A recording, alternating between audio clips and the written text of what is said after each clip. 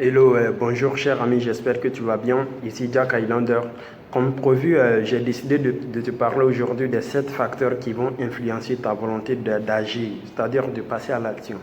Alors, à la lumière de ces deux questions, cher ami, à quel moment prends-tu la décision d'agir et qu'est-ce qui influence ta détermination de passer à l'action? Voyez-vous, à quel moment prends-tu la décision d'agir? Qu'est-ce qui influence ta détermination de passer à l'action? Et ces questions, à la lumière de ces deux questions, bien sûr, il y a 7 facteurs qui suffisent pour influencer ta volonté de passer à l'action. Lesquels? Premier facteur, cher ami, il s'agit là de l'éveil, de la prise de conscience. C'est-à-dire que quand on veut passer à l'action, pour passer à l'action, il faut nécessairement faire une prise de conscience. Une prise de conscience de quoi, cher ami? Une prise de conscience d'une situation donnée. Voyez-vous? Donc cette prise de conscience va t'éveiller. Ton envie, ton énergie, ta volonté d'agir, de passer à l'action. Et quand tu vas te décider maintenant de passer à l'action, tu verras que tu vas être confronté à un malaise au départ. Et ce malaise découle de quoi? De l'inaction. Le temps que tu as mis dans l'inaction avant de passer à l'action, cher ami. Donc tu dois surmonter ce malaise qui se présentera à toi une fois que tu prends conscience de passer à l'action. Voici le premier facteur, cher ami, qui va influencer bien sûr ta volonté d'agir, de passer à l'action. Deuxième facteur, il s'agit là de ta vision d'apprentissage. Ta vision d'apprentissage. C'est-à-dire quoi? Que tu dois te faire une visualisation, t'imaginant réaliser ton projet. Tu dois te faire une vision de toi-même, de ta personne, en train de réaliser le projet. Et cette visualisation va te permettre d'analyser, de voir les avantages qui vont stimuler ton énergie, qui vont stimuler davantage ton envie d'agir, de passer à l'action. Deuxième facteur, ta vision d'apprentissage. Troisième facteur ici, cher ami, c'est l'anticipation, ta capacité à prévoir quoi? À prévoir les situations, bien sûr. Quand on veut passer à l'action, on ne peut pas, on n'est pas un voyant qui peut détecter ce qui va se profiler dans l'avenir. Non, mais on peut anticiper. On peut anticiper les situations. On peut analyser, se projeter dans l'avenir pour voir les différentes situations probables à se manifester. Et ici, là, tu dois être capable de prévoir, d'anticiper ces situations-là.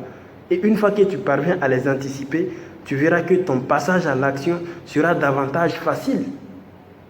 Tu vois, ton potentiel d'énergie à agir davantage ne fera que s'augmenter, s'amplifier.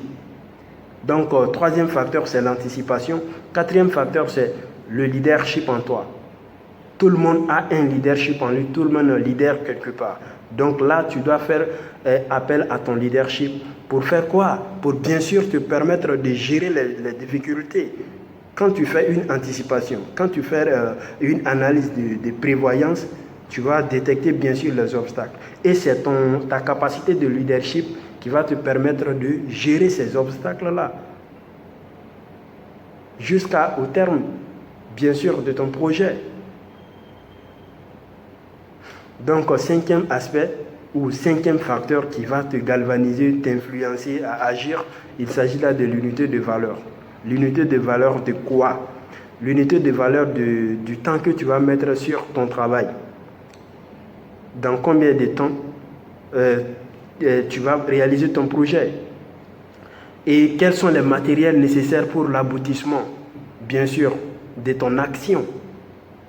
Et quelle est l'énergie que tu vas mettre nécessaire sur ton action pour aboutir bien sûr ton projet ou ta vision.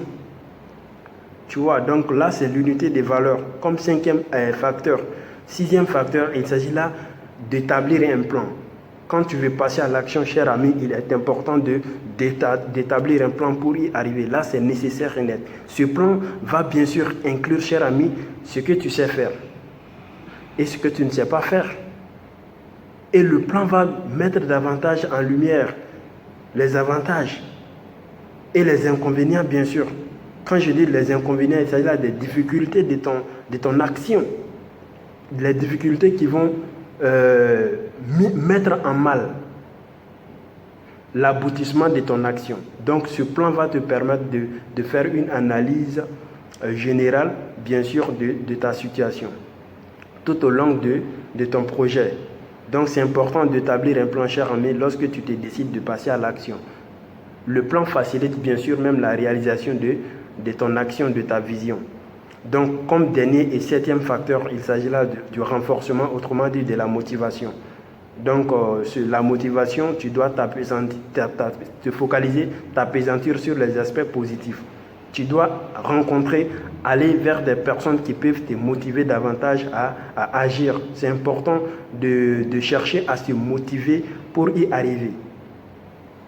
Pourquoi la motivation? Parce que voici, cher ami, je me dois de te prévenir que lorsque tu te décides de passer à l'action et lorsque tu dois passer à l'action parce que c'est nécessaire, voici ce que tu vas vivre désormais, cher ami. Tu vas faire face à un monde de plus en plus complexe, difficile. Tu vas faire face à des situations d'incertitude. Tu vas vivre l'incertitude. Tu vas vivre le détachement, la sagesse de l'incertain. Une fois que tu te décides de passer à l'action, de changer, tu vas faire face à des situations instables. Cher ami, tu vas faire face au chaos, si je peux me le permettre. Tu vas faire face au chaos. Tu ne pourras pas contrôler tout. Ça veut dire qu'il y a des situations qui vont t'échapper, forcément. Tu vas faire face à la montée croissante des imprévus. Donc, dès maintenant, tu dois être psychologiquement prêt à affronter toutes ces éventualités, à la base désagréables, bien sûr, mais qui vont passer au fil du temps que tu persévères dans l'action.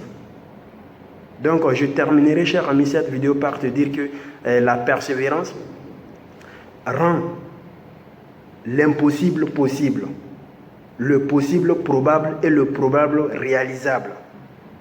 L'inaction et l'indécision sont les parents de l'échec. Sache-le dès maintenant, cher ami, l'inaction et l'indécision sont les parents de l'échec. Prochaine vidéo sur les indices, voilà, de ta résistance au changement. Est-ce que tu les connais? Les indices de ta résistance au changement. Tu résistes au changement sans le savoir. Prochaine vidéo portera sur ce thème. D'ici là, porte-toi bien et à bientôt. Au revoir.